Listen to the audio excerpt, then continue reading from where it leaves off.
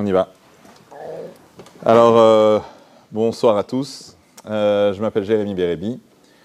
Ma petite histoire en quelques minutes, c'est que j'étais l'un des pionniers de l'Internet en France en 1994. J'étais un des tout premiers à être connecté. Quand je dis un des tout premiers, c'est peut-être dans les 50 premiers, quoi, si vous voyez. J'ai été journaliste à l'âge de 16 ans, où j'écrivais, en fait, j'ai écrit les premiers papiers sur Internet à l'âge de 16 ans. J'ai fondé ma première start-up à 19 ans. J'ai fondé plusieurs startups, dont une qui est très connue, c'est Litchi, et j'étais le cofondateur de Litchi. En 2010, j'ai fondé, avec Xavier Niel, le fondateur de Free, j'ai fondé un fonds d'investissement où on a investi dans j'ai investi dans 360 startups dans 26 pays. Tout ça depuis Bnei-Brak. Donc en fait, le matin, j'étudiais avec votre Rav Moshe Bérébi, que vous avez là, d'accord? C'était ma Chavruta le matin. Et l'après-midi, j'investissais dans des startups partout. Ma vie à moi, c'est la Torah. Ma vie à moi, mon cœur de... Malgré tout ce que j'ai fait, la high-tech, etc., ma vie, c'est la Torah. Pour une simple raison, c'est que j'ai côtoyé beaucoup de gens, des hommes politiques. J'étais conseil d'Emmanuel Macron, j'étais conseil de Jacques Chirac, de plein d'hommes politiques, des sénateurs, etc. Donc j'ai côtoyé les hommes politiques, les stars. J'étais associé à plein de stars, pas besoin de citer le nom dans une yeshiva, et des gens très riches. D'accord, j'ai été donc le bras droit de Xavier Niel, très riche. J'ai été le bras droit un des membres du conseil d'administration de Michael Friedman, qui était la deuxième fortune de Russie, avant qu'on lui prenne tout là pour la guerre, on lui a tout pris, qui avait 16 milliards de dollars en banque. Et en fait, en vivant avec ces gens-là, je me suis rendu compte à quel point, en fait, c'était pas de ce côté qu'il fallait chercher. Du côté de la politique, que du mensonge. Il faut savoir que le côté de la politique, c'est quand on était sur un plateau de télévision. D'accord, moi, j'ai fait plutôt plein de plateaux de télévision. Il y avait des hommes politiques sur place. Ils se disputaient comme s'ils se haïssaient sur le plateau. Et alors qu'en fait, 10 minutes avant, ils se faisaient la bise dans les coulisses. C'est-à-dire que c'était tous des copains et tout. Et en fait, c'est tout un jeu, en fait, tout ça. Les stars, à part se droguer, ils ne savent pas faire grand-chose. Et les riches, à part vouloir plus d'argent, ils ne savent rien faire. Donc en fait, c'est ça leur objectif de vie. Et moi, j'ai un concept qui s'appelle le score de la vie. C'est-à-dire comment on peut décider qu'une vie est réussie ou pas. Et en fait, clairement, ce n'est pas la popularité qui fait le succès de la vie d'une personne. Ce n'est pas la richesse, puisqu'on peut être riche et être un pauvre type. On peut être riche et ne pas avoir sa femme qui reste à la maison, ses enfants qui se droguent, etc.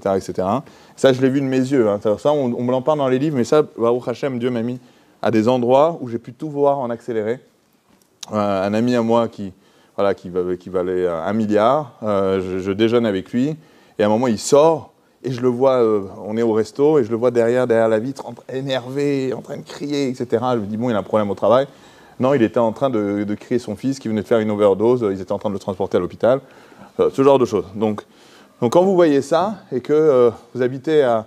Moi, j'habite depuis 20 ans, plus de 20 ans, ouais, 20 ans pile, 20 ans en Israël, et que vous vivez avec les Avrechim, vous vivez avec les gens comme Rav Samuel, vous vivez avec les gens comme Moshe Bérébi, vous vivez avec les environnements, les gens que vous voyez, et qui sont toujours avec le sourire, qui ne sont pas en train de courir après la fortune, qui ne sont pas en train de courir ça, et vous voyez que ce sont eux les gens heureux, ils ont des familles soudées, des enfants bien éduqués, tous à croquer, comme on dit, tellement ils sont adorables. Moi, quand je suis au Beth Midrash, Avot ou Banim, je vois les enfants, je lève la tête à chaque fois, je dis qu'est-ce que c'est beau, le père qui étudie avec son fils. Alors qu'aujourd'hui, dans le monde moderne, il n'y a pas ça, il n'y a plus ça. C'est-à-dire qu'il n'y a plus le père et le fils, c'est deux générations qui ne se comprennent pas du tout, ils arrivent à peine à se parler, etc. Et nous, Baruch Hashem, dans l'Olam HaTorah, en fait, on a tout ce qu'il faut pour réussir. Donc ça c'est la chance que j'ai eue, c'est d'avoir une vie très accélérée, et j'espère qu'elle va durer encore très longtemps, j'ai encore plein de choses à faire, à étudier surtout. Et voilà, il y a 5 ans, j'ai décidé de tout abandonner, justement en ayant fait ce constat, en disant ça ne sert à rien de vouloir être riche, parce que quand on est riche, de toute façon, on ne résout rien. Ça ne veut pas dire qu'il ne faut pas avoir d'argent pour vivre, attention, ça ne veut pas dire qu'il faut être pauvre. Mais être riche, ça veut dire vouloir avoir beaucoup, et avoir encore beaucoup, et il n'y a absolument pas de limite. Et surtout, il faut savoir que les gens qui veulent être riches, d'accord, moi j'en ai beaucoup autour de moi, des gens qui veulent être entrepreneurs, etc. Il y a 0,001% des gens qui y arrivent au final, d'accord. Les gens en général ne sont pas riches. D'ailleurs, autour de moi, les Avrechim de Bnei Brak viennent me demander « j'ai de l'argent de côté, où est-ce que je peux l'investir ?»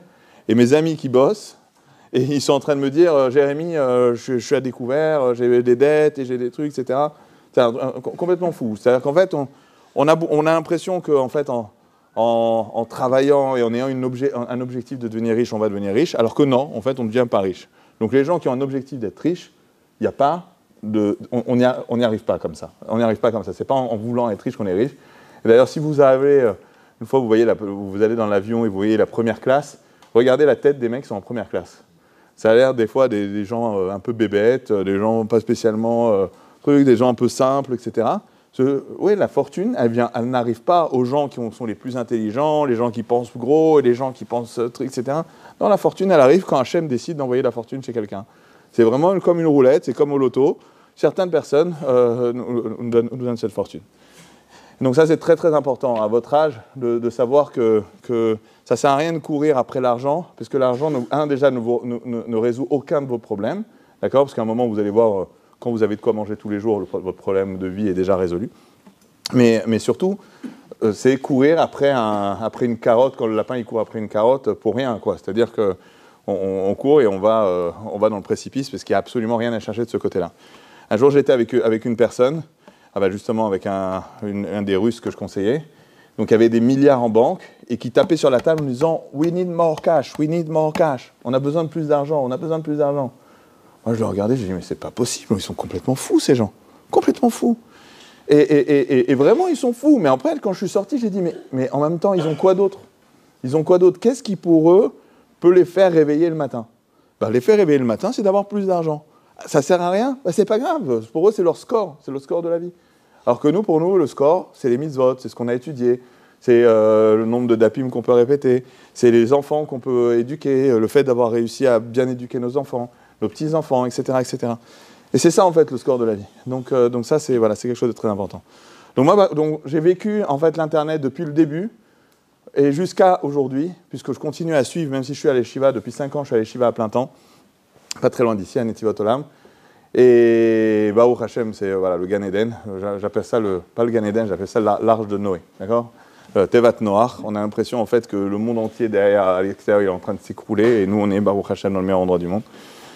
Et ce que je dis, malgré ça, je reste un peu quand même à la page des nouvelles technologies, etc., parce que c'est quelque chose qui me passionne, mais jamais dans un objectif financier. D'ailleurs, depuis que j'ai commencé à travailler, mon objectif n'a jamais été financier. Mais donc, j'observe la technologie, j'observe l'évolution des choses, et en fait, il y a quelque chose qui est important. Alors attention, là, je vais vous parler. Et surtout, ne faites pas l'erreur de dire « Ah, il faut que j'en parle à X, il faut que j'en parle à Y ». Le cours que je vous donne là, il vous concerne à vous personnellement. D'accord? Ça veut dire que même si vous n'êtes pas le plus grand accro de l'Internet, le plus grand accro, etc., prenez tout ce que je vous dis pour vous. Et après, quand vous aurez une vie parfaite, les gens autour de vous voudront vous ressembler. Mais c'est très, très important de ne pas dire « Ah, il faut que j'en parle à cette personne-là qui est accro ». Parce que là, on a énormément de secrets qui sont à l'intérieur. Il y a un pasouk dans Parashat Bereshit qui dit que Vaivra Elohim et Adam besalmo, besalem Elohim bara oto. Dieu a créé l'homme à son image. Alors à son image, on veut dire quelle image de Dieu, en quoi on ressemble à Dieu.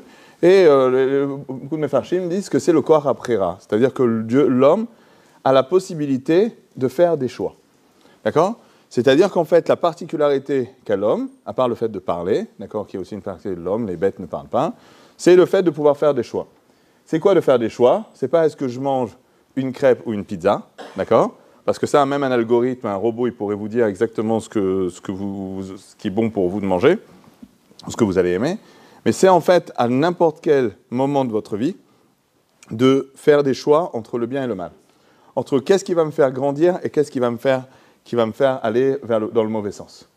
Et nous, Baruch Hashem, alors que le monde entier a ce pouvoir, d'accord, de choix, même les non-juifs, mais nous, on a une chance, ça s'appelle la Torah, et l'ensemble des livres qu'on a là, et le Norabanim, qui sont là pour nous aider à prendre les bonnes décisions. Donc en fait, prendre des bonnes décisions, c'est quoi? C'est à prendre des décisions qui vont nous faire grandir.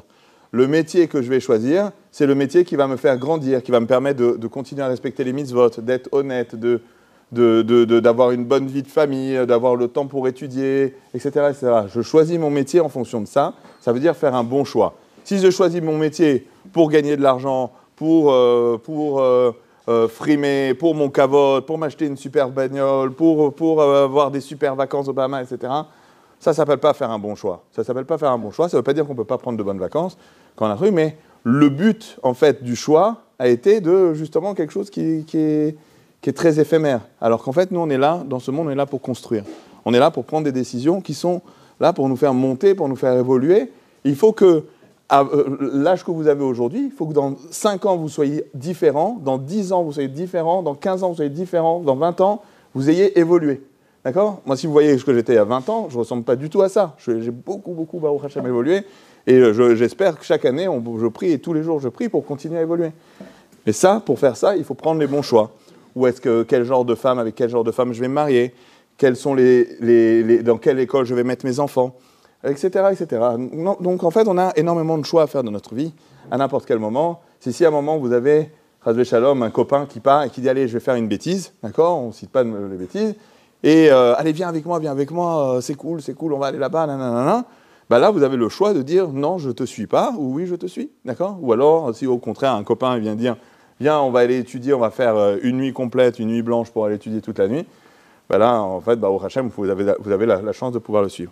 Donc, en fait, la différence entre l'homme, la bête et les anges, en fait, il y a 3 catégories. Il y a l'homme, la bête, les bêtes et les anges. C'est que l'homme a le pouvoir de choisir, les anges ne peuvent pas choisir, et les bêtes, eux, en fait, sont complètement attirés par leur nature. C'est-à-dire qu'en fait, c'est comme un robot.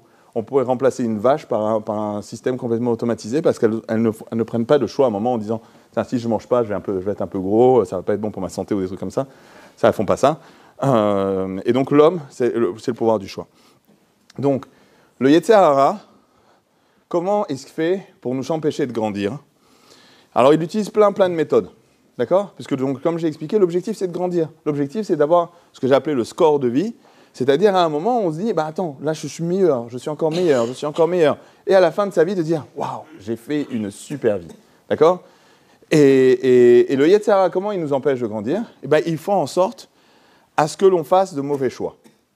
Ou alors, il fait en sorte à ce qu'on fasse pas de choix du tout. C'est-à-dire à ce qu'on laisse entraîner par la vie. Quand on est adolescent, c'est la chose la plus flagrante. C'est-à-dire que très, très souvent, on suit la masse. D'accord ? On a des copains qui vont dans un coin, dans un sens, on va aller avec eux. On va des amis qui pensent d'une certaine manière, on va faire la même chose qu'eux, etc., etc. Et nous, en fait, le Yetzer Hara, ce qu'il est en train de faire, il est en train de faire en sorte à ce qu'on n'ait pas le temps de réfléchir, on n'ait pas le temps de prendre du recul, etc., etc. Et vous allez voir qu'en fait, c'est exactement les objectifs des sociétés de l'Internet. Les objectifs de l'Internet ne s'appellent pas Yetzer Hara officiellement, mais la technique des sociétés de l'Internet pour nous rendre addicts à tous les smartphones, surtout les réseaux sociaux, etc., c'est de faire en sorte à ce que l'on ne réfléchisse pas pendant qu'on est en train d'utiliser le service. Pourquoi pas, à un moment, on se dit, mais attends, mais qu'est-ce que je fous là ? Je viens de perdre 1 heure à scroller. À quoi ça sert ? Pourquoi je l'ai fait ? En fait, non, on fait en sorte à ce qu'on ne réfléchit pas. Les choses s'enchaînent. Et à un moment, on peut prendre un recul, ou à un moment, on peut ne pas prendre de recul du tout. Donc, le fait de nous empêcher de grandir, nous empêcher d'étudier, nous empêcher de réfléchir, ça, c'est un des grands objectifs. Il faut savoir que dans le monde des nouvelles technologies, on a eu plusieurs vagues. En fait, on a eu les années 80, où en fait sont arrivés les débuts de l'informatique. L'informatique, au départ, c'était pour travailler, d'accord ? Il y a eu quelques gens qui ont commencé à faire des petits jeux vidéo, mais le but, c'était de travailler au départ. Et jusqu'aux années 2000, 2005, l'objet, même à peu près 2010, le monde de la technologie, le monde de l'informatique, avait un objectif de rendre le monde meilleur. Mais vraiment de rendre le monde meilleur. Donc en fait, c'était l'objectif de résoudre des problèmes du monde. On va créer une banque en ligne qui va permettre de ne plus faire la queue au guichet. Ça va nous permettre d'aller chercher plus facilement à la poste son colis. Ou tout ce que vous pouvez imaginer qui améliore la vie de tous les jours. À partir d'un certain moment, quand tous ces services ont été lancés, et 99% des services ont été lancés, les entreprises d'Internet se sont dit, on fait quoi maintenant ? Eh bien, elles se sont dit, au lieu de faire en sorte à améliorer la vie des gens, on va voler le temps des gens. Alors, je vais faire une parenthèse avant, et je vais vous dire quelque chose par rapport au rôle d'un juif. D'accord ? Je dirais que c'est même le rôle d'un homme, mais comme nous, on est entre nous et qu'on a un objectif de réussite bien plus important, alors on ne va pas dire le rôle d'un juif. Le rôle d'un juif sur Terre, c'est d'observer le monde et de le filtrer. C'est-à-dire que de la même manière qu'on mange, on fait attention à ce qu'on mange kasher, on fait attention à ce qu'on écoute, on ne doit pas écouter de la shonara, on fait attention à ce qu'on parle. De la même manière, dans les nouvelles technologies, on doit faire en sorte à filtrer ce qu'on va utiliser et ce qu'on ne va pas utiliser. C'est-à-dire que le monde, il était écrit dans Wikipédia il y a 15 ans, le monde orthodoxe s'oppose aux nouvelles technologies. D'accord? C'était écrit comme ça. Moi, heureusement, Wikipédia, on peut corriger. J'ai corrigé. Et j'ai expliqué que ce n'est pas ça du tout, en fait. Le monde orthodoxe, on utilise de l'électricité. Les gens ont des lecteurs MP3. Aujourd'hui, il y a on utilise des nouvelles techniques d'impression pour imprimer des magnifiques marottes c'était pas du tout ça il y a 10 ans, il y a 15 ans, elle ne ressemblait pas à ça, notre marotte, etc. La nouvelle technologie n'est absolument pas un problème en soi. Par contre, le fait de tout prendre, de dire « ah, c'est nouveau, donc c'est mieux », ça, c'est un problème. Et en fait, dans le monde des nouvelles technologies, le nouveau Samsung, il est meilleur que l'ancien. Et il est meilleur que celui d'avant. Le nouvel iPhone, il est meilleur que celui d'avant. Il est meilleur que celui d'avant. Et on dit, mais attends, mais c'est quoi le meilleur? En quoi il est meilleur? Ah, il a un meilleur appareil photo, il a un meilleur truc. Moi, très souvent, j'adore poser, quand quelqu'un me dit, j'ai acheté le nouveau téléphone, je lui dis, mais il a quoi de mieux? Et les gens, en général, n'arrivent pas à me le dire. D'accord? C'est juste que c'est le dernier. Et pourquoi? Parce qu'en fait, on est des pigeons. D'accord? Et donc, on va gober, on va prendre, on dit, ah, c'est nouveau, donc c'est mieux. Ou une nouvelle application sort, etc. Ah, bah tiens, on va l'installer, on va voir ce que ça donne. Mais attends. Toi, maintenant, tu devais te demander, est-ce que maintenant, ce nouveau téléphone, il ne va pas te pourrir la vie? Est-ce que cette nouvelle application ne va pas te pourrir la vie encore plus? Etc., etc., etc. C'est-à-dire qu'en fait, on doit se poser la question de est-ce que ce que je vais faire maintenant, c'est mieux pour moi? Et les entreprises de l'Internet n'en ont absolument rien à faire de nous. D'accord? Il faut savoir que l'objectif, c'est absolument pas le bien-être de l'humanité, même si elles vont faire des slogans, elles vont expliquer, etc. Là, il y a un gros problème qui se passe aux États-Unis sur il y a énormément d'enfants qui se sont suicidés sur Internet. Énormément d'enfants qui se sont suicidés, il y a eu plein de problèmes avec les enfants, des attaques, bon, je ne vais pas citer ça. Il y a beaucoup de problèmes. Et là, cette semaine, vous aviez tous les grands patrons de l'Internet, le patron de Facebook, le patron de Snap, etc., qui sont venus témoigner devant les sénateurs.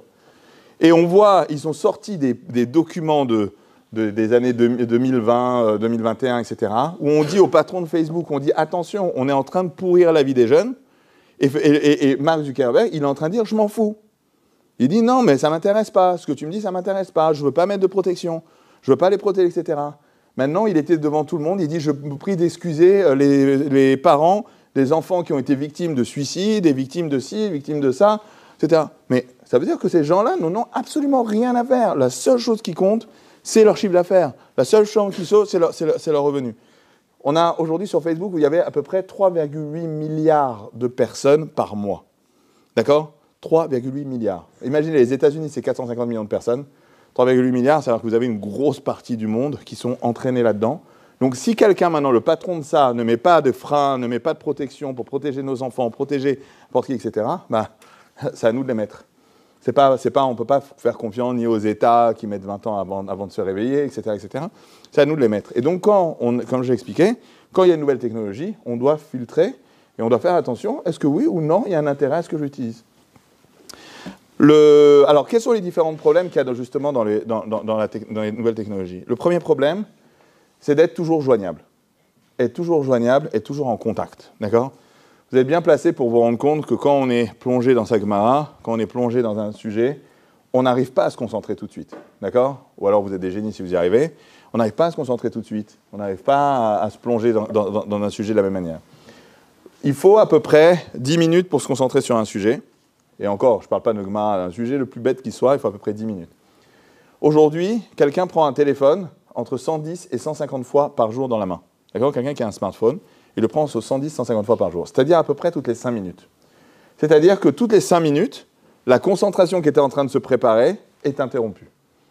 D'accord? Ça peut être pour avoir un WhatsApp, ça peut être pour vérifier si le match de foot est passé, ça peut être n'importe quoi. Vous savez bien que pour nous déranger, il y a ce qu'il faut. Et donc, 110 fois par jour. Et 110 fois par jour, ça fait que l'on n'est jamais concentré.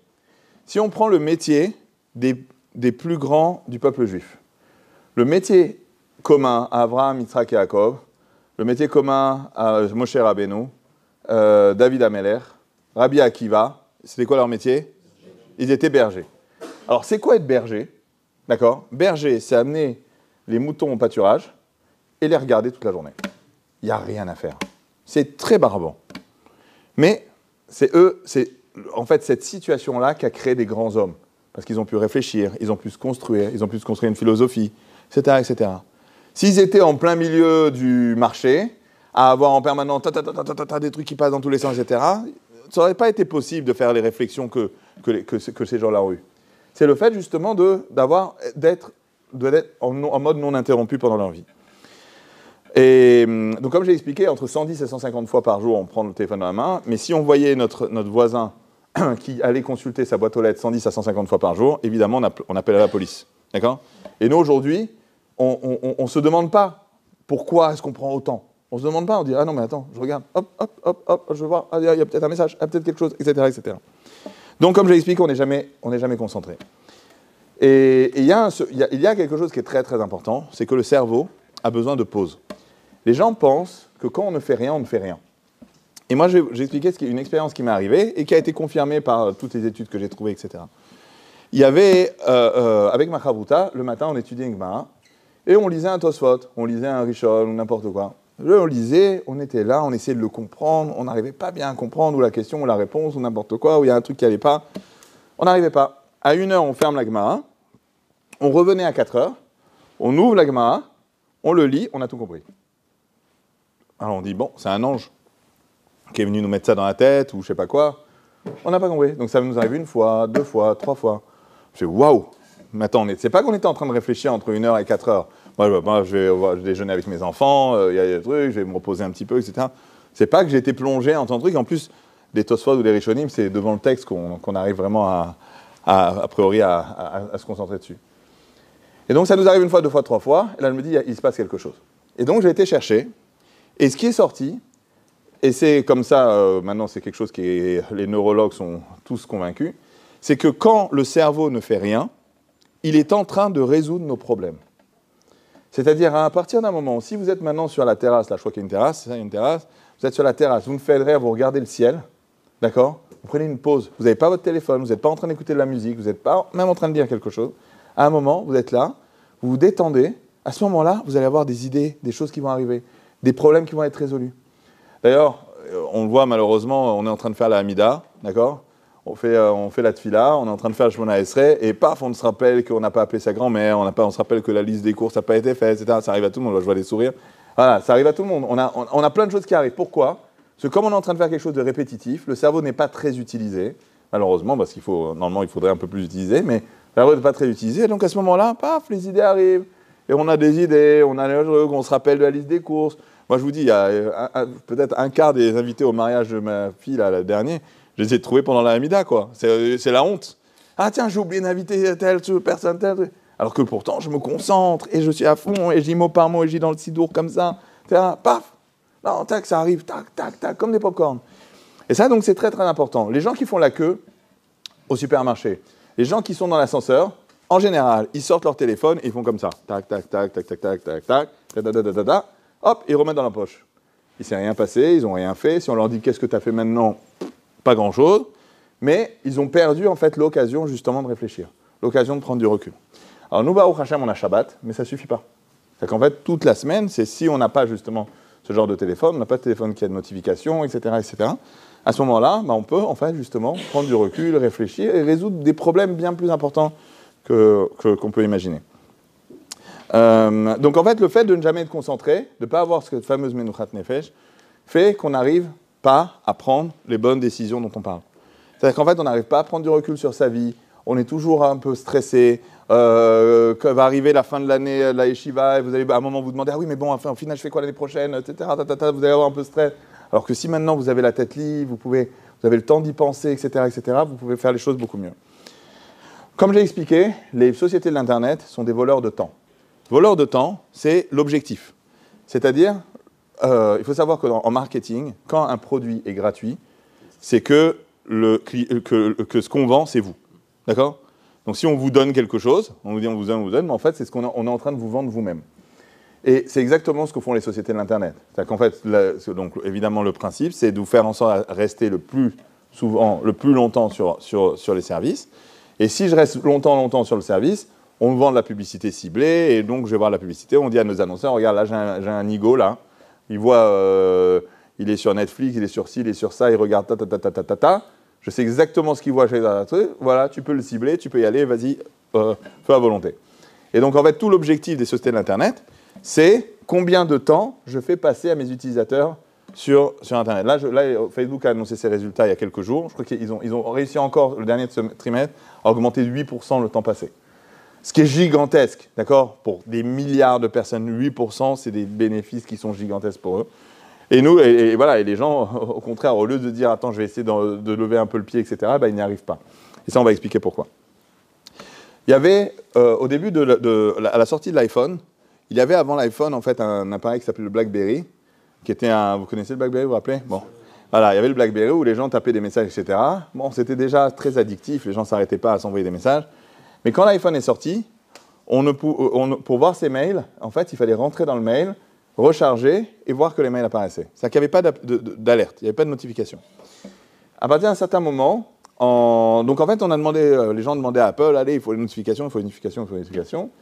Mais surtout, en fait, chez Google, qui venait de racheter Android, il y a eu une discussion qui a eu lieu à ce moment-là chez eux. Et en fait, les discussions chez Google, c'est comment faire pour que nos utilisateurs restent plus longtemps chez nous. Et là, la discussion, c'était comment faire pour que les gens prennent plus en main leur smartphone tous les jours. Et là, il y a eu quelqu'un qui a eu une idée. Il a dit, voilà, regardez ce qu'on va faire. Quand les gens vont recevoir un mail, on va leur envoyer une notification. OK, super, très bonne idée, etc.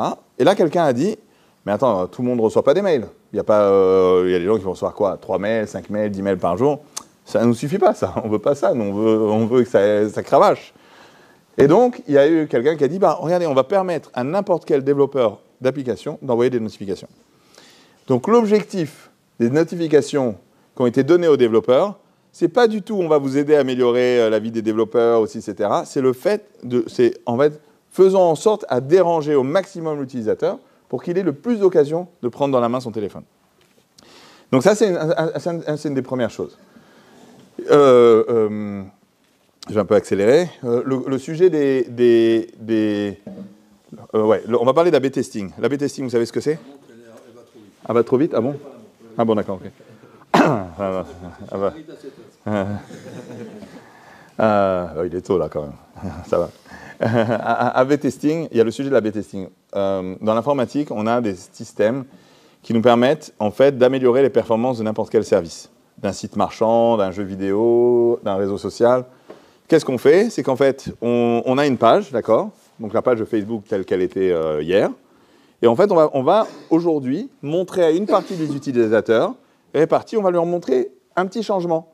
Le bouton est un peu plus à droite, ou le bouton est un peu plus gros, ou ça va scroller plus vite, ou alors ça va scroller différemment. Avec l'A/B testing, on peut tester n'importe quoi, à tel point que Facebook laissait ses ingénieurs au sein de la société tester ce qu'ils veulent. C'est-à-dire qu'en fait, ils n'avaient même pas besoin de demander à Mark Zuckerberg une autorisation. Ils pouvaient en fait dire, voilà, j'ai envie de tester ce truc-là, voir les performances qui sont meilleures. Ils codaient ça, ils lançaient la machine, ça allait tester sur un panoplie de gens dans le monde entier, et à la fin, ça disait, waouh, ils ont resté 3 secondes de plus aujourd'hui. Les gens qui utilisaient la nouvelle formule. 3 secondes, waouh, 3 secondes fois 3 milliards, ça fait beaucoup de secondes. Donc, il n'y avait pas 3 milliards, il y avait 500 millions, quelque chose comme ça. Mais en tout cas, donc en fait, il y a ces techniques-là, ce qu'on appelle A/B testing. C'est-à-dire qu'on en monte on monte la version A, on monte la version B, et après, en fait, on choisit la meilleure. Donc imaginez, Facebook, à une époque, je ne sais pas aujourd'hui, mais en tout cas, il y a quelques années, il faisait 1000 modifications par jour. Il testait 1000 choses par jour. Donc 1000, il y en a dedans peut-être 5 qui restent, 5 aujourd'hui, 5 demain, etc., etc. Et là, vous avez les résultats qui montent. Les gens, ils restent de plus en plus longtemps. Donc ça, c'est le côté de la VTD. Donc en fait, ça marche dans les jeux vidéo.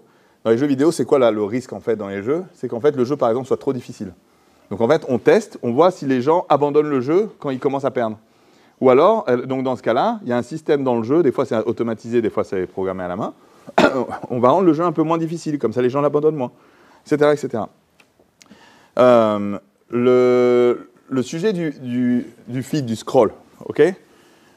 Donc en fait, il y a les sociétés, n'importe quelle société de l'Internet, peuvent savoir exactement quel appareil vous avez, la résolution de votre appareil, et ce que vous avez exactement sur l'écran en ce moment même. D'accord? Donc en fait, quand vous êtes en train de défiler, pourquoi les gens ne s'arrêtent pas en défilant? C'est qu'en général, quand vous défilez, on fait en sorte à ce que l'info d'en bas soit tronquée. C'est-à-dire qu'en fait, on fait en sorte à vous montrer le début de la prochaine info, de celle qui est en bas. Donc on avance, paf, il y a encore un début là. Et en fait, l'homme est très curieux. Donc en fait, il ne peut pas supporter d'avoir un truc qu'il voit à peine. Donc il continue à monter, et à monter, et à monter, et à monter. Et là, il peut passer la journée. D'accord? Il peut passer la journée, c'est l'objectif, d'accord? Alors certains moments se disent « Ah, attends, il faut bien que je mange, il faut bien un petit, etc. » Ça me fait penser qu'à l'addiction, on a en Chine, il y a des centaines et des centaines de centres de désintoxication aux jeux vidéo. Au World of Warcraft, Call of Duty et tous ces trucs-là. D'accord? Des centres de désintoxication. Et il y a une mode, d'accord? Il paraît que c'est très courant. Les adultes achètent des couches pour rester devant leur écran et ne pas bouger de leur écran pendant qu'ils sont en train de jouer. D'accord? C'est qu'en fait, voilà, donc on en arrive là. Hein. Ça vous fait peur et vous dites ouais, ils exagèrent et tout, mais tout ce qu'ont fait les Chinois, hein, c'est arrivé chez nous après quelques années, donc il faut pas voir ça de loin. C'est-à-dire que ça peut nous tomber dessus. Et en fait, c'est ça, c'est qu'à un moment ou à un autre, ben, on ne va même pas manger, on ne va même pas vivre, etc. On a trouvé des gens qui étaient morts devant leur clavier, etc. J'exagère, enfin, j'exagère pas, parce que c'est des vrais cas.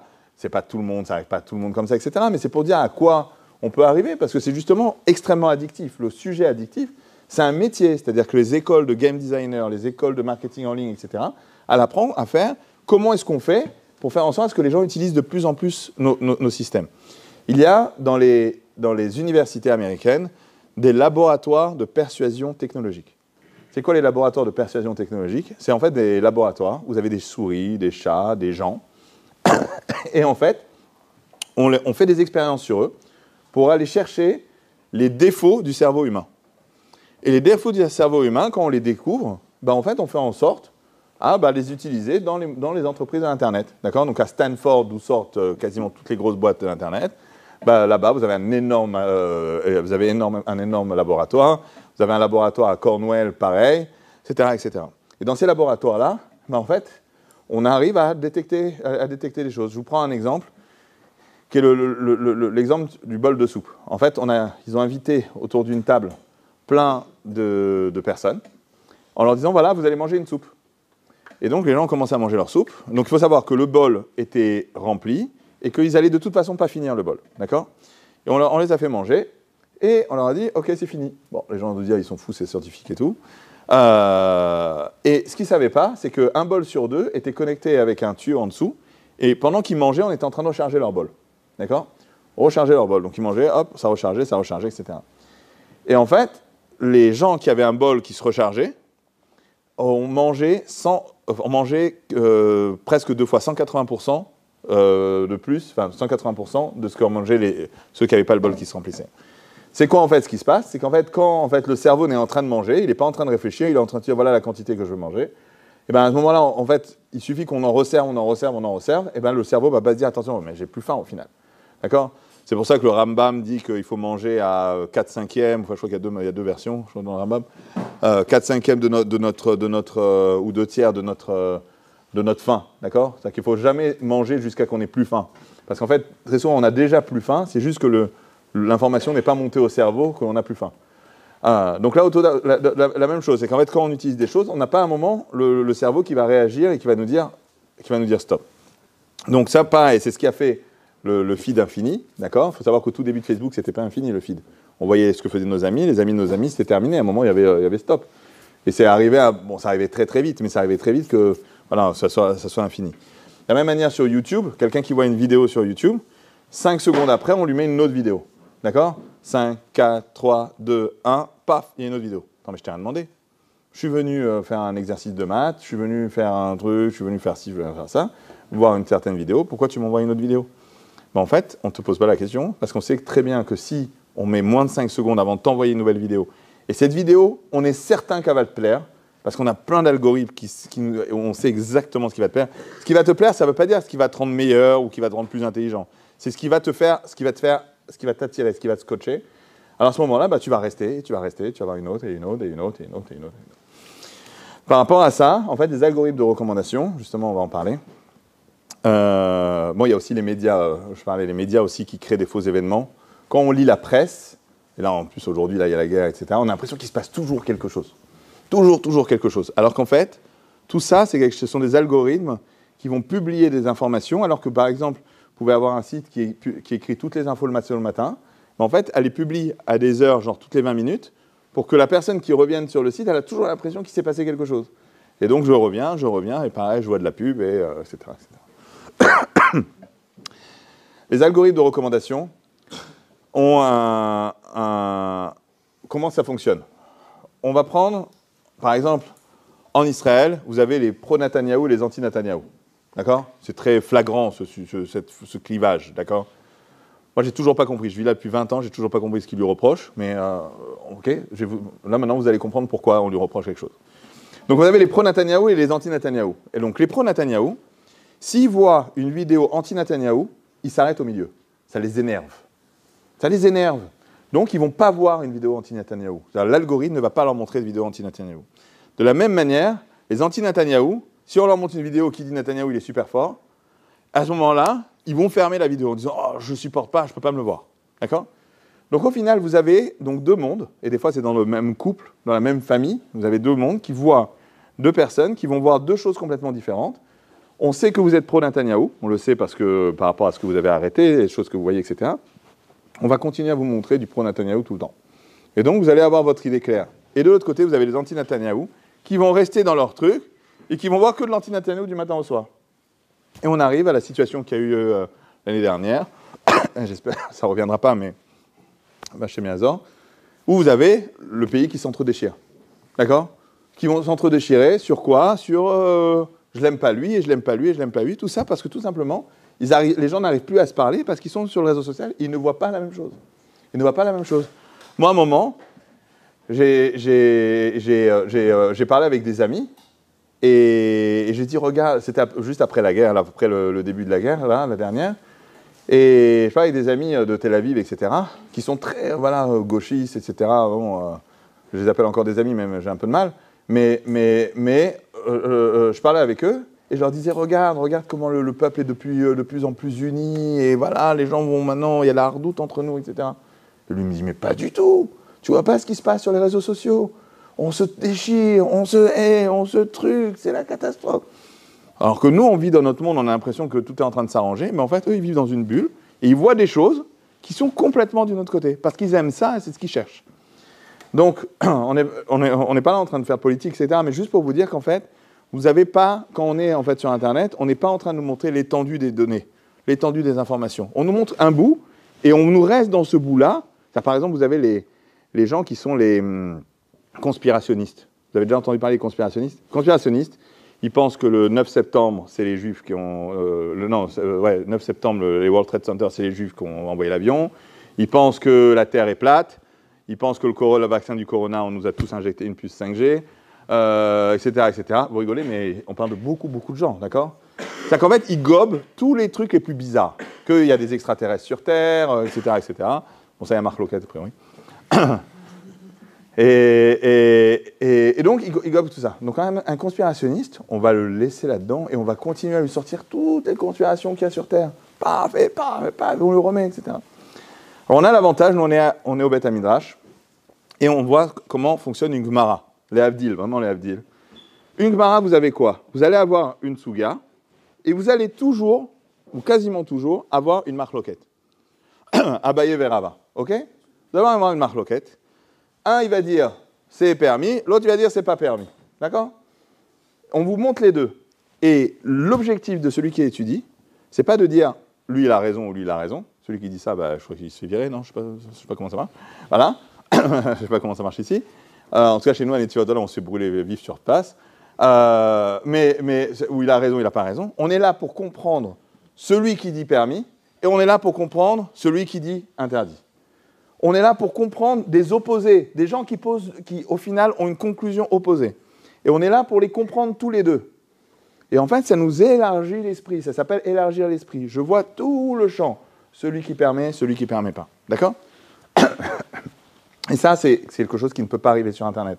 Quelqu'un qui est sur Internet et qui voit justement des vidéos, etc., il croit voir tout ce qu'il peut, etc., etc., mais en fait, pas du tout. On est en train de lui montrer qu'un bout, parce qu'on veut le laisser dans son opinion, puis parce que son opinion, c'est celle qui va lui générer le plus de vues, le plus de temps, que la personne va passer le plus de temps sur Internet grâce à ça. Le sujet de l'addiction, en fait, c'est... Pourquoi est-ce qu'il y a de l'addiction? Alors, je vous ai expliqué, il y a des techniques qui font que la personne ne s'arrête pas, donc la curiosité, le fait on lui envoie de l'information avant même qu'il en demande d'autres, donc il n'a pas le temps de se dire « Attends, est-ce que j'ai intérêt à rester ?» Le côté jackpot aussi, c'est-à-dire qu'en fait, quand quelqu'un relève ses mails ou regarde ses WhatsApp, ça fonctionne un peu comme si une machine à sous dans les casinos. C'est-à-dire qu'en fait, on regarde, on a toujours l'impression qu'il va nous tomber un truc où on a gagné quelque chose, ou un message super, ou un truc, etc. Et donc en fait, on est toujours à recharger la page, on voit encore un mail, je regarde mes WhatsApp, etc. Et ça, c'est pareil, c'est le même sujet d'addiction, c'est-à-dire les machines à sous, ça fonctionne pareil. On a toujours l'impression qu'on va gagner la partie d'après. Là, pareil, donc les mails, le WhatsApp, etc., ça fonctionne de la même manière. Et donc, comment ça fonctionne? C'est qu'en fait, de la même manière que pour les cigarettes, pour les jeux d'argent, pour tous les sujets, en fait, addiction qui nous pourrissent la vie, vous avez, en fait, une hormone qui est générée dans notre cerveau qui s'appelle de la dopamine. La dopamine, c'est une hormone, ça s'appelle l'hormone du plaisir.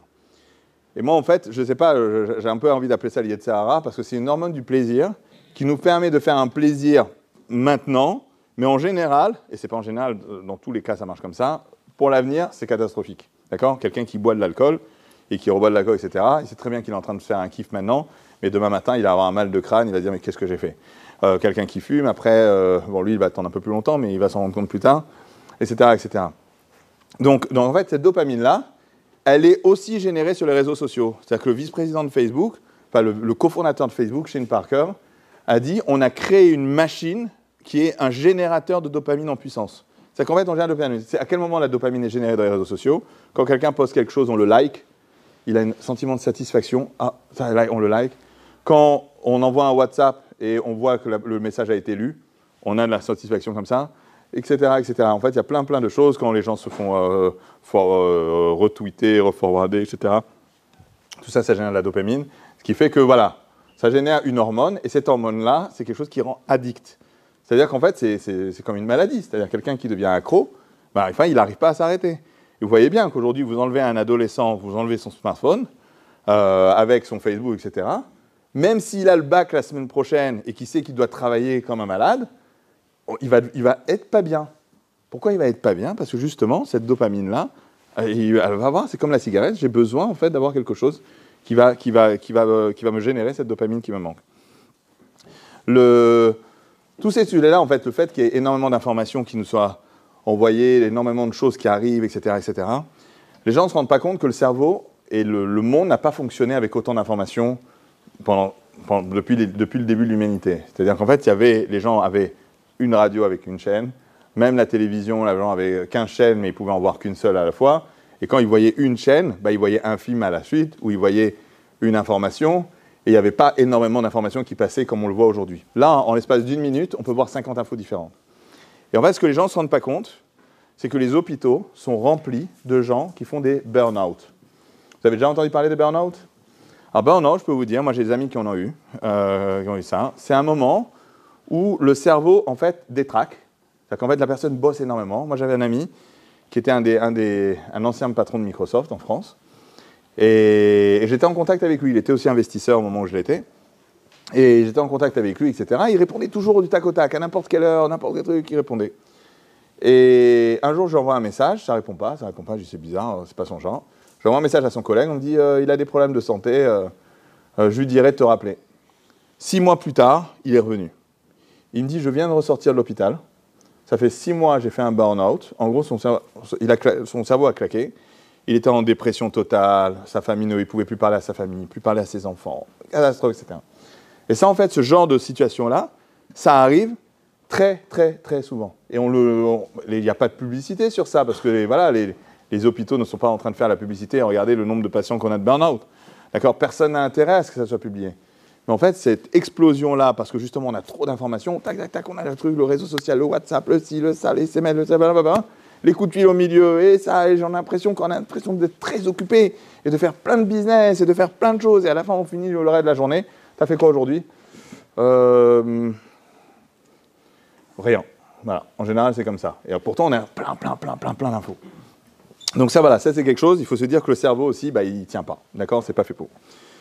Et un autre point, c'est que le fait que les gens, aujourd'hui, veulent toujours avoir l'information tout de suite. D'accord? Veulent toujours avoir, j'ai besoin de chercher un bus, tout de suite, il faut que je sache quel bus je dois prendre. J'ai besoin d'avoir un taxi, j'ai besoin qu'il arrive tout de suite. J'ai besoin de tout de suite. Et en fait, le concept des smartphones, c'est ça. En fait, on se dit, bah tiens, ça me permet d'avoir les choses tout de suite, d'accord? Mais cette chose-là fait qu'on n'a pas le temps de prendre du recul nous-mêmes. Si on nous pose une question maintenant sur une information, ça peut être une information de culture générale, ou ça peut être une information philosophique. Qu'est-ce que tu penses de tel sujet, etc. En général, ce qu'on fait, on va le tweeter, on va le googler, pas le tweeter, le mettre sur Google. On va aller chercher vite l'information, etc. Au lieu de se dire, viens, je vais réfléchir un peu. D'accord? On peut avoir la même chose d'ailleurs dans la Torah. Si on a des bases de données de Torah, moi j'ai des trucs comme ça, et tout, à un moment j'avais le réflexe d'aller toujours chercher, alors qu'en fait, il faut chercher, il faut bien réfléchir. Donc en fait, on veut tout de suite. Donc en fait, on ne réfléchit plus, etc., etc. Il y a un autre problème qui s'appelle le FOMO. FOMO, ça veut dire Fear of Missing Out. La peur de passer à côté de quelque chose. Ça, c'est humain. On a peur que nos copains sont en train de faire un gros kiff au resto sans qu'on le sache. On a peur qu'il soit passé un événement et on n'est pas au courant. On a peur. Et en fait, les réseaux sociaux fonctionnent avec ça. Je ne sais pas, aujourd'hui, ça fait maintenant 12 ans que je n'ai pas mis les pieds sur Facebook. J'ai quitté en 2012.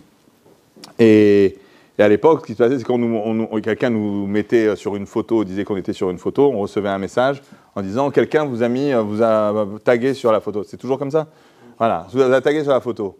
Et on ne nous donnait pas la photo, donc il fallait cliquer et aller voir la photo, parce que nous, on est curieux, on veut savoir c'est quoi la photo sur laquelle je suis, etc. Donc tous ces trucs-là font qu'on a toujours peur de passer à côté de quelque chose. Et pourquoi est-ce qu'on a cette peur-là? C'est qu'en fait, on a toujours l'impression qu'il y a mieux dehors. C'est-à-dire, là, réfléchissez bien à ce que je suis en train de vous dire. C'est qu'en fait, on a l'impression que quand on a un problème, en fait, à l'extérieur se trouve notre problème. C'est que, par exemple, il y a des gens qui, par exemple, se retrouvent avec leur femme et ont 2 enfants, d'accord? Et ils sont à la maison et ils sont là sur leur téléphone en permanence en train de regarder des trucs. Pourquoi ils font ça? Parce qu'ils pensent, comme ils s'ennuient, comme leur vie est un peu pépère, etc., ils cherchent à voir à l'extérieur. Et en fait, l'erreur, c'est de croire que c'est à l'extérieur qu'il se passe quelque chose. Parce qu'à l'extérieur, il ne se passe pas grand-chose. En fait, ce qui se passe à l'extérieur, ce qu'on nous montre en tout cas, c'est une vie qui n'existe pas. Et ça, je vais vous expliquer pourquoi. Vous avez un jour, j'étais à côté de chez moi, et j'ai vu une jeune fille marcher dans la rue. Je ne regarde pas les jeunes filles en général, mais Hachem m'a fait vraiment, je vous dis vraiment, Hachem m'a fait voir cette scène-là, parce que c'était impressionnant. Elle était comme ça dans la rue, et elle était comme ça en train de marcher, en mode déprimé, mais à un point inimaginable. Et vraiment, c'est-à-dire qu'on sentait qu'elle venait avoir un gros problème, etc. Et à un moment, qu'est-ce qu'elle fait? Elle sort son téléphone, elle se coiffe, elle fait un grand sourire, et elle se met en photo. Elle se prend en photo, et elle range son téléphone, et elle refait sa tête d'enterrement. Alors là, j'ai imaginé, j'ai dit, waouh, qu'est-ce qui vient de se passer là? La fille, elle n'est pas bien. Comme beaucoup de gens. D'accord? La vie n'est pas facile. D'accord? On peut avoir des problèmes, on peut avoir des... La vie n'est pas facile. Elle est en train maintenant d'envoyer un message à ses copines qui voient qu'elle est super heureuse. Donc les copines, elles voient qu'elle est super heureuse, et les copines, elles sont en train de se dire, mais moi, je ne suis pas super heureuse. Donc en fait, vous avez vous voyez sur les réseaux sociaux, vous voyez uniquement des gens qui se postent heureux, ou qui se postent, ou le mari et la femme ensemble en vacances. En général, à l'époque où j'étais sur Facebook, on rigolait avec certaines personnes du Kirou, des rabbinim, etc., qui étaient dessus. On disait, quand il y a un couple qui se met en photo, on attend le coup de fil, le problème de Shalom Bayit qui arrive quelques semaines après. En général, c'est qu'en fait, on veut, quand il y a un couple qui se met en photo, il veut montrer à tout le monde son couple, c'est qu'il veut ce qu'on appelle une validation sociale. Validation sociale, c'est-à-dire, il veut que le monde dise « Ah, vous allez bien ensemble ». Attends, tu ne peux pas décider tout seul si tu vas bien ensemble? Mais non, je ne peux pas décider parce que je n'ai pas le temps de le regarder, la personne. Moi, je suis sur mon téléphone. Donc, je veux que les autres me le disent. Ou alors, j'ai un petit problème, etc., etc. Et donc, en fait, sur Internet, on voit donc des gens qui passent toujours des vacances magnifiques, des gens qui sont champions de tout, qui sont des super guitaristes, qui sont des super... moi, j'ai un ami, il est champion du monde de roller. Il a sauté de la Tour Eiffel en roller. D'accord. Ty Chris, il s'appelle. Et ça, dans le monde. Et moi, je le connais. Je le connais bien, d'accord. Je peux vous dire que sa vie de tous les jours, elle n'est pas facile. Et les gens disent, ouais, quel champion, ouais, le champion du monde, un truc.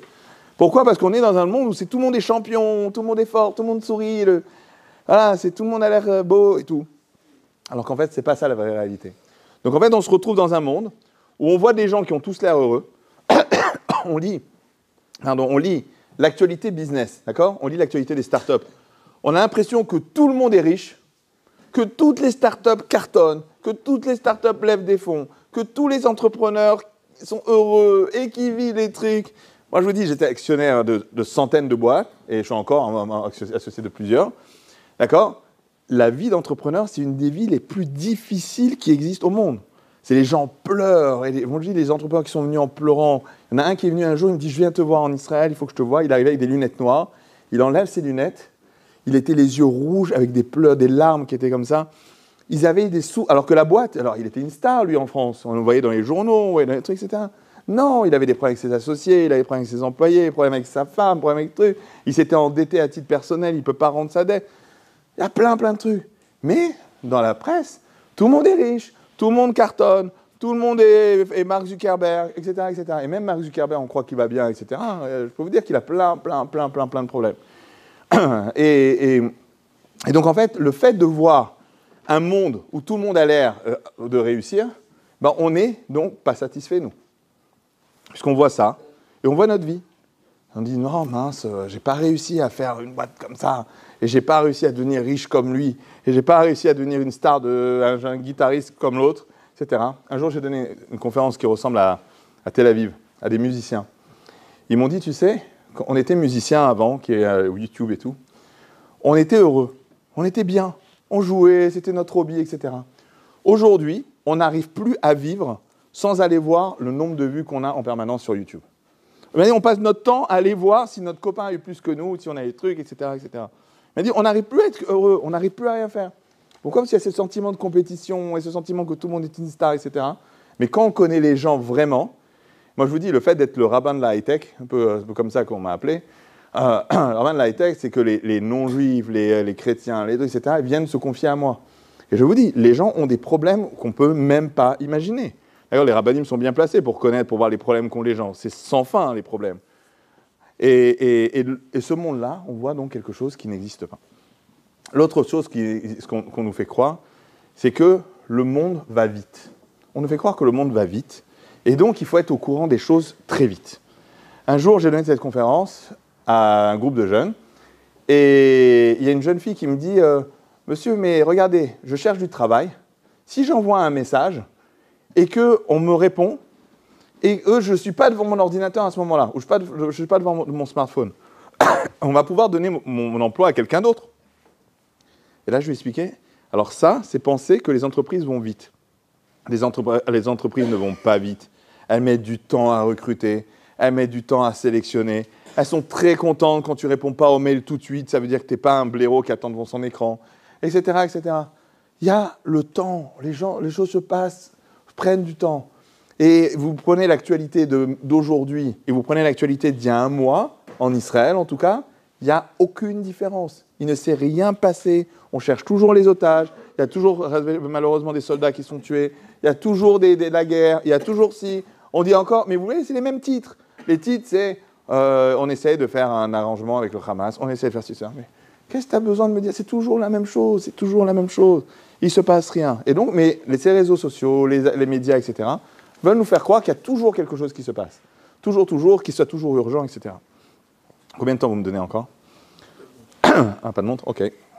Je sais pas, peut-être que c'est un nom. Il y a le sujet de l'influence. On ne se rend pas compte, mais évidemment, on est influencé par notre entourage. D'accord? Le Rambam dit comme ça, dans Ilchot Deot, Der briato shel Adam, liot nimshar bedotav ou maasav acharea vechaverav. La nature de l'homme est d'être attiré dans ses pensées et ses actions après son prochain et ses amis. Venoeg beminag anshe beninato. Et il vit de la manière dont vivent les gens de son pays. Les fichar, sarich adam leitraber la tzadikim, vilitchev esel chachamim tamid. C'est pour cela que les hommes doivent toujours être avec des tzadikim et avec des chachamim et des sages. Kadesh ilmon mimaasem, pour qu'ils puissent apprendre de ses actes, de leurs actes.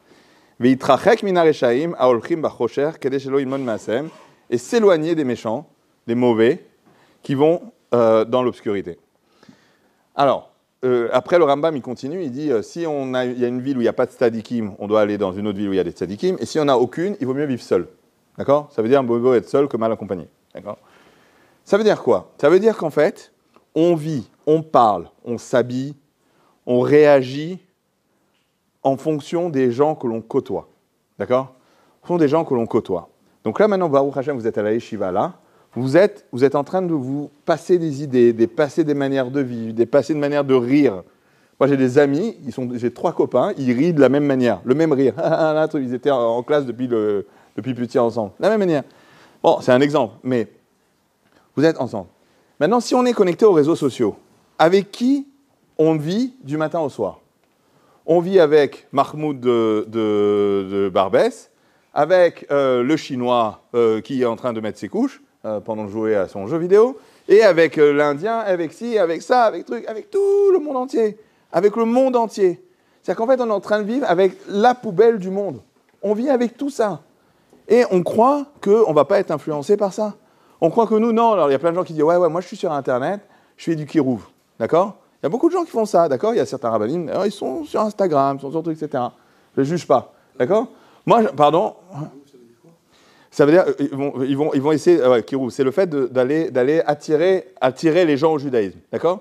Donc, effectivement, par exemple, il y a des sites comme Torah Box, etc., qui vont aller dans les réseaux sociaux, qui vont se plonger dedans pour aller essayer d'aller chercher, etc. Il y a Rav Steinman qui disait que pour aller aider les gens, pour aller sauver des juifs, il faut même rentrer dans une poubelle. S'il faut, il faut rentrer dans une poubelle. Mais le gros problème quand on se retrouve là-dedans, et moi je me suis retrouvé dans ce problème-là. Moi j'étais jusqu'à il y a 3 mois, j'étais encore sur Twitter, et j'avais 40 000, 30 000 followers, je crois, quelque chose comme ça. Et à un moment, je me suis dit, non, mais attends, je ne suis pas en train maintenant d'aider les gens à penser différemment, je suis en train, moi, de penser différemment avec ce que je suis en train de regarder. Et à un moment, en fait, sur Twitter, on pouvait ne suivre personne. Donc on pouvait poster, les gens nous suivaient, on pouvait suivre personne. Mais Elon Musk, il est très fort, il nous a mis un algorithme qui fait qu'on avait de l'information qu'on n'a pas demandé. Donc j'étais obligé de voir ce qui se passait là-dedans. J'ai dit, je quitte, au revoir. J'ai quitté, j'ai fait un message d'annonce, c'était il y a 3 mois, en disant je quitte. Les gens ont dit ah, comment tu peux partir, c'est le moment, c'est la guerre, il faut dire la vérité au monde, que l'Israël a raison. Alors moi j'ai dit une chose, j'ai dit regarde, il y a des milliards de gens sur Terre qui sont contre nous. Maintenant tu vas aller convaincre 10 personnes, tu peux être content, mais ça n'a pas changé grand-chose, tu n'as pas influencé le monde. Par contre moi maintenant, être là-dedans et être plongé dans cette bouillabaisse-là, ben, je suis en train de me faire influencer. Moi-même, je vais penser différemment, etc. Et je ne veux pas être influencé. Donc voilà, on reste à Bnei Brak et on continue à voir les gens de Bnei Brak. Ce que je veux vous expliquer, c'est qu'en fait, on ne se rend pas compte à quel point on est influencé par ce qu'on voit, par ce qu'on vit, etc. Et beaucoup de sociétés de l'Internet ont des vraies missions, d'accord? Des vraies missions, je vais pas les citer, mais certains trouveront. Il y a des missions qui sont là pour nous faire changer d'état d'esprit sur certains sujets, d'accord? Sur certains sujets. Quelque chose aussi qui est important, c'est le fait de faire partie de groupes. On nous fait en faisant à ce qu'on fasse partie de groupes, les Facebook Groups, les groupes WhatsApp, les groupes, d'accord? C'est quoi les groupes? Les groupes, en fait, on se sent moins seul en faisant partie d'un groupe. Mais ce qu'on ne se rend pas compte, c'est qu'en se faisant partie d'un groupe, on n'arrive plus à réfléchir seul. C'est-à-dire que si, par exemple, je m'inscris à un groupe de végétariens, en général, je deviens un gaucho. D'accord? Je deviens un gaucho. Pourquoi? Je vais devenir un peu bobo, je vais devenir un peu je vais me faire influencer par ce genre de gens qui, en général, préfèrent les animaux aux hommes. Donc, je vais devenir un peu haineux envers les hommes, etc., etc. Je fais une généralité, mais c'est vraiment la masse à qui ça va arriver. Pourquoi? Parce qu'en fait, je fais partie d'un groupe. Le peuple juif, on est un peuple qui a la première génération. Donc, on a Yaakov, Première génération, on est déjà 12 tribus. 12 tribus, direct. 12 enfants, 12 tribus. Ça veut dire quoi, 12 tribus? C'est-à-dire qu'en fait, on avait chacun des enfants de Yaakov avait sa particularité. Chacun, c'est-à-dire qu'il n'était, Binyamin et Shimon n'étaient pas du tout pareils. Yehuda et Réhouven n'étaient pas du tout pareils. De la même manière, chacun d'entre nous, on n'est pas du tout pareil. On n'est pas du tout pareil. Pour ça que d'ailleurs qu'on a des visages différents, d'accord? C'est Agmara qui le dit, c'est si on a des visages différents, parce qu'on a tous en fait c'est pas l'Agmara qui le dit, par Soufim Shonim, arabe, qui dit par Soufim Shonim. C'est Gmara, c'est Gmara. Voilà. Donc on a, de la même manière qu'on a des visages différents, notre DATM, personnalité change. D'accord? Donc on a un programme qui est différent à l'intérieur de nous. Et ça, en fait, tout ça, les Facebook et les trucs, etc., sont là pour nous faire oublier, en fait, nos particularités. Ça ne les intéresse pas d'avoir un mec un peu spécial. Eux, ils veulent vendre des groupes à des annonceurs. Ils veulent vendre 100 000 mecs qui pensent vegan. D'accord? 100 000, je dis 100 millions, d'accord? Ou 50 millions de gens qui pensent vegan. 100 trucs, etc. Et donc, nous, on est là et on doit pouvoir sortir, en fait, de ces choses-là. Je vais passer. On a l'une des particularités qu'on voit quand Bilam se retrouve devant le campement du peuple juif et veut les maudire. Au final, qu'est-ce qu'il fait? Il les bénit. Il dit « Matovu alecha Yaakov, mishkantera Israël ». C'était quoi, en fait, cette bracha? Quelles sont belles tes tentes, Yaakov, ton campement Israël? C'était quoi, en fait? C'est qu'en fait, les tentes n'étaient pas l'une en face de l'autre. Les portes des tentes, d'accord? Donc, il y avait les tentes, les campements, et les portes ne se voyaient pas une en face de l'autre. Ça veut dire quoi? C'est-à-dire que les gens avaient ce qu'on appelle aujourd'hui la vie privée. D'accord? C'est-à-dire que quand quelqu'un avait sa vie à la maison, le voisin n'était pas au courant de ce qui se passe chez lui. Bilam, quand il voit le campement d'Israël, c'était ça la particularité du peuple juif. Tu vis chez toi, tu ne le montres pas à l'extérieur. Tu ne montres pas ce que ta femme t'a fait à manger, tu ne montres pas comment tu aimes ta femme, tu ne montres pas comment tes enfants ils sont en train de grandir, ils sont en train de faire leurs premiers pas. Tu n'es pas obligé de poster ta demande sur Instagram, etc., etc., etc. C'est pas ça. On a une vie privée. Et ça, c'est une particularité. C'est quoi une vie privée? C'est une vie qu'on construit tout seul. C'est une vie qu'on construit tout seul en fonction de nos idées, en fonction de nos objectifs. On n'a pas besoin d'avoir l'opinion de quelqu'un d'autre. Si maintenant je me marie avec une femme et je la trouve belle, je n'ai pas besoin que mes copains me disent qu'elle est belle. D'accord? Même si l'Agma le dit qu'il faut le dire qu'elle est belle. Mais en tout cas, moi, il faut que j'arrive à me créer tout seul, à créer ça tout seul. Et justement, les réseaux sociaux font tout pour qu'au final, on poste tout ce qu'on est en train de faire. Et voilà. Il y a aussi une autre chose, c'est que les traces que l'on laisse sur Internet, d'accord, les gens qui ont fait des bêtises sur Internet, d'accord, à votre âge, un peu plus jeune, etc., il faut savoir que tout ça, ça reste, d'accord. Si vous n'effacez pas votre compte, c'est un gros boulot d'effacer ses comptes, etc., comme il faut, si vous n'avez pas ce compte et vous avez fait des bêtises, vous avez des photos, sachez que dans 20 ans, votre fils, il va tomber dessus. Et quand vous allez dire à ton fils, mais fais attention, travaille bien à l'école, il dit, regarde, t'es avec ta bière, papa, regarde, t'es par terre, ou tes trucs, etc.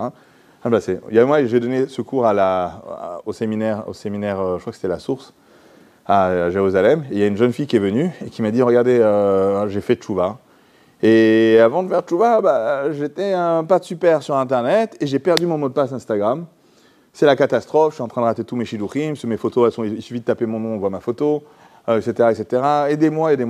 Bon, au prochain, on a réussi, avec des gens chez Facebook, à lui retirer son compte.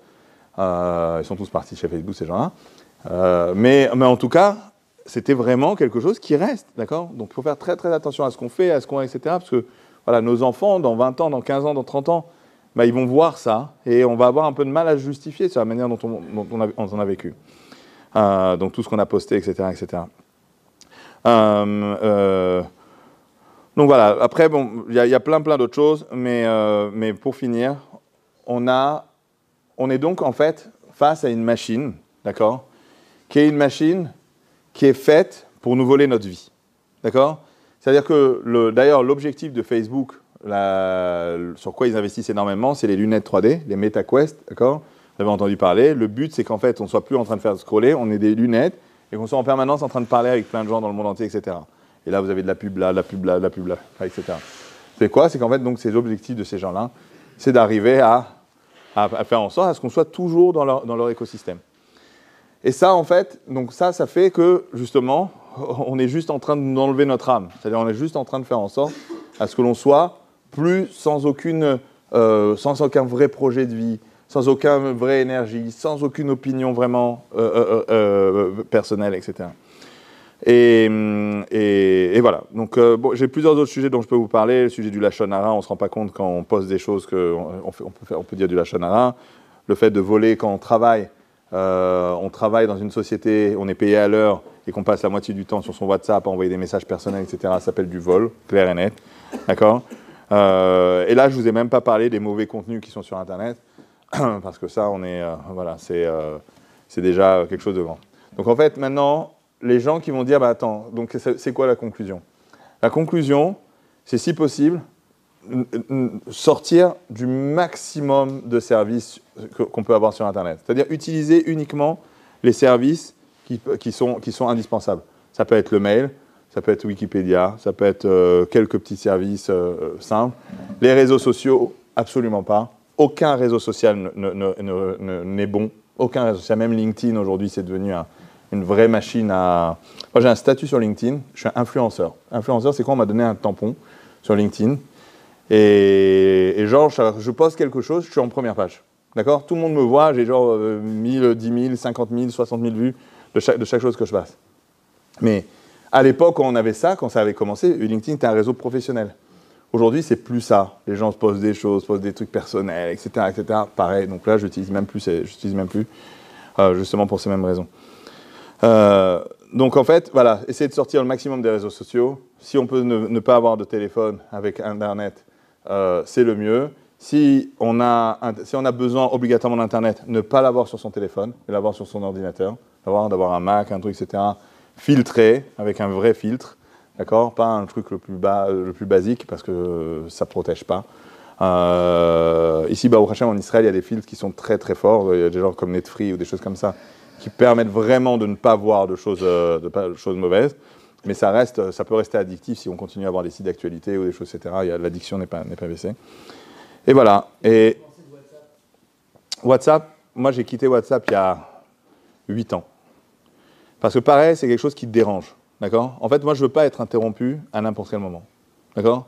Même les SMS, c'est pour moi déjà trop. D'accord? C'est-à-dire qu'en fait, le but, en fait, moi je pense que la plus grande fortune que j'ai, d'accord, aujourd'hui, c'est le fait de contrôler mon temps. Et je pense que c'est ça la vraie fortune des gens. D'accord? Quand ils arrivent à pouvoir contrôler leur temps, c'est-à-dire ne pas être à la merci de telle personne. Moi, je me rappelle quand j'avais WhatsApp, je ne vais pas dire qui, je suis filmé, mais un membre de ma famille me disait bon, t'es bien rentré, etc. Pourquoi tu ne me réponds pas? Ah, j'ai vu que tu as vu mon message, mais pourquoi tu n'as pas répondu? Mais pourquoi qu'est-ce que tu m'en veux? Etc. Oh là là, mais on se calme, ça va, je ne suis pas obligé de rester devant mon téléphone, etc. Je vois que les gens aussi se disputent énormément, beaucoup plus sur WhatsApp. Nous, on a un Vatbait, donc les voisins, ils sont sur WhatsApp. Quand ils sont sur WhatsApp, ils se disputent, alors que quand ils se voient en vrai, ils sont tous contents, ils sont tous bien et tout. Nanana. Mais sur WhatsApp, on se lâche, quoi, on est devant un écran. Donc, pour moi, voilà, j'ai quitté. Les gens me disent, mais comment tu fais pour vivre sans WhatsApp et tout? Je fais, bon, il n'y a aucun problème de vivre sans WhatsApp. La seule chose que j'ai, c'est le mail. Et je le consulte pas quand je suis à la yeshiva, je le consulte uniquement quand je suis chez moi, je passe un petit peu. Et aujourd'hui, j'ai pas vraiment de choses urgentes non plus, donc voilà, en général, il n'y a pas besoin de consulter les mails.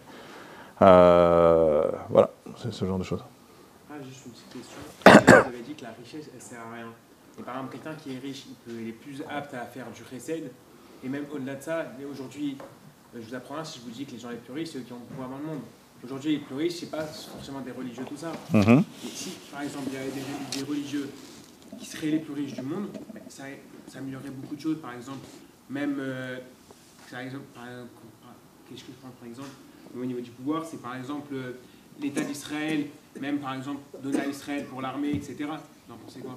Non, regarde, le chesed, tu le fais avec l'argent que tu as.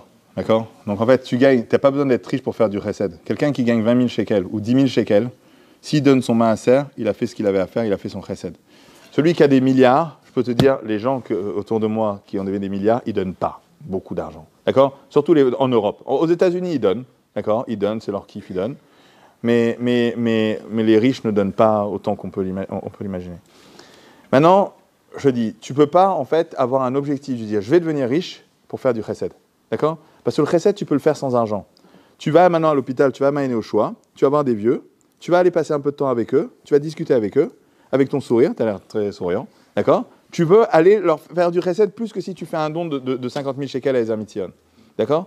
Pourquoi? Parce que ça s'appelle le chesed, ce n'est pas uniquement avec l'argent. Maintenant, si par hasard, tu deviens riche, je dis par hasard parce que, comme j'ai expliqué, ce n'est pas parce que tu veux l'être que tu le seras, d'accord?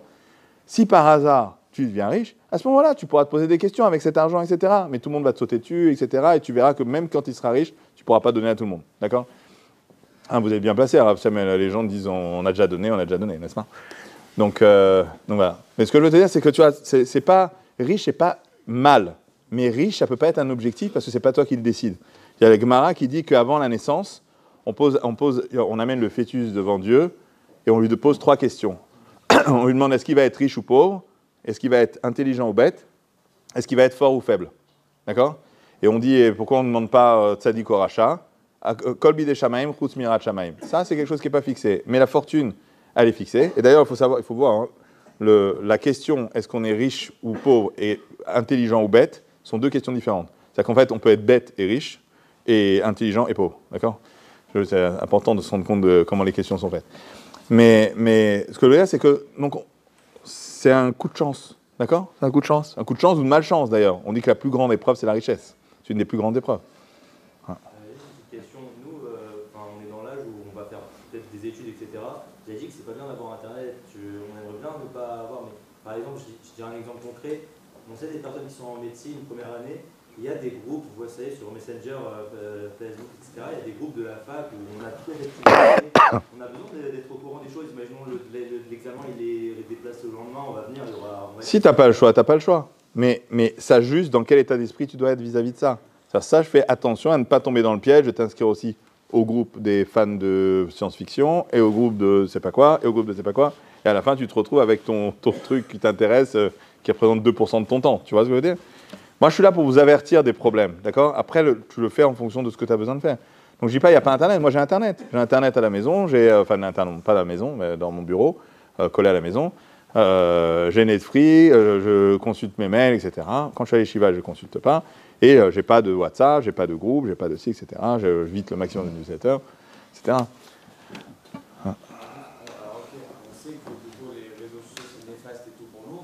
C'est quoi la première étape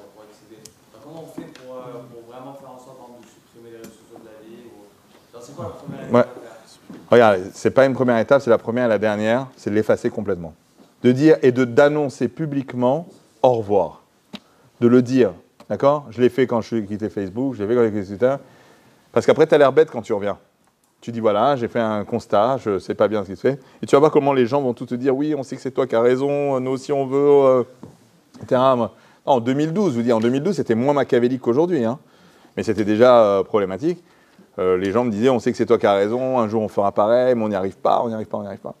Donc le fait, tu l'annonces, tu fermes le compte, et tu t'en vas et tu vas voir le bonheur que ça sera. Le bonheur, le temps que tu auras. Alors maintenant, il va falloir que tu le remplisses, ton temps. D'accord? Il ne va pas, voilà, il va falloir que tu remplisses, tu vas avec ton limoud, avec, ça peut être une parnassa ou des études, n'importe quoi, mais tu dois remplir ton temps. Si après tu t'ennuies, effectivement, tu vas retomber dedans très très très vite. Mais Baruch Hashem, il y a plein de choses à faire sur Terre. Surtout là, on est là, et déjà apprenez tout ça, vous en avez pour 120 ans. D'accord. Mais donc c'est ça, en fait, vraiment partir en mode à la hache, quoi. C'est comme ça que j'ai fait, Baruch Hashem, ça s'est très très bien passé. Et les gens, on peut voir, les gens sur Twitter, ils me répondaient, tu n'y arriveras pas, tout va arriver dans 2 semaines, etc. Bon, je fais, voilà, ça fait 3 mois, je ne compte pas du tout me remettre. Je l'ai bloqué sur mon routeur Twitter, pour plus pouvoir y accéder. Ah, je ne peux plus y accéder, point, je ne sais même pas ce qui se passe, ça ne m'intéresse pas. Voilà. D'autres questions? Quand vous dites qu'il faut tout supprimer, alors j'ai l'impression que, bien sûr, c'est le mieux de ce qui est à faire pour nous, mais vous restez quand même, on va dire, à la page des dernières actualités qu'il pourrait y avoir. Alors, on va dire, c'est quoi la solution pour, on va dire, tout supprimer et, on va dire, arriver à se déconnecter complètement de tout ça mais réussir à garder, on va dire, ce qui est le plus utile. Hmm. Vous parlez il y a 4 jours sur Facebook, les dernières lunettes, des trucs comme ça. Ouais. C'est pas ce qu'on verrait sur. C'est dans la high-tech que tu parles particulièrement? Parce que moi, la politique, par exemple, ça ne m'intéresse pas. D'accord, donc je ne sais pas ce qui se passe, ça ne m'intéresse pas. Et on a voulu que je sois Khaver Knesset. Avant, Yossi Tayeb, c'était moi qui devais être le député chasse, il faut savoir, de français. J'ai refusé. La politique, ça ne m'intéresse pas. Le sport ne m'intéresse pas, etc. La seule chose qui m'intéresse, c'est les innovations. D'accord? Donc, j'ai un site qui s'appelle TechMeme, TECHMEME.com, où tu as sur une seule page toutes les informations les plus importantes du jour. Nekuda, je vois ça, je sais exactement ce qui s'est passé, j'ai les résultats, j'ai les etc., etc. Rien d'autre, je vais rien voir d'autre. Donc, Vous réussissez quand même à complètement filtrer de bêtises. bah ouais, enfin là-dedans il peut y avoir des bêtises, mais c'est plus business, c'est-à-dire que c'est les gens qui travaillent dans la tech qui disent ce que font les autres dans la tech. Il y a quelque chose que je fais, je ne sais pas si tu connais un peu le développement, mais il y a un service qui s'appelle GitHub. Où en fait, quand on code, les gens mettent quand ils mettent leur logiciel, ils le mettent en open source sur GitHub. C'est une plateforme qui appartient aujourd'hui à Microsoft. Et il y a un moyen de voir sur GitHub quels sont les programmes les plus téléchargés au cours des dernières 24 heures, dernières semaines et derniers mois. Ça, c'est quelque chose aussi que je consulte pour voir un peu les trends, pour voir un peu vers quoi on va, qu'est-ce qui intéresse les gens en ce moment, etc. En ce moment, c'est l'intelligence artificielle qui est complètement...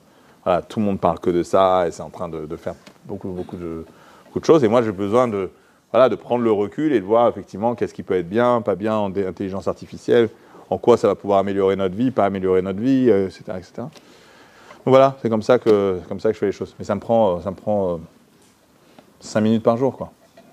Voilà, pas plus. Et je suis au courant de tout. Je suis au courant de tout ce que les gens ont besoin. Il y a un autre service qui s'appelle Product Hunt, pareil, qui est un service où il y a tous les nouveaux services qui sortent dans la high-tech tous les jours. Mais ça, je ne le consulte pas parce qu'il y en a trop qui sortent. Mais donc voilà, tu trouves des sites comme ça qui se centralisent, qui te font la veille. Après, ça ne veut pas dire que je suis au courant de absolument tout 100%, mais de toute façon, c'est pas possible de faire tout. Voilà. D'autres questions ?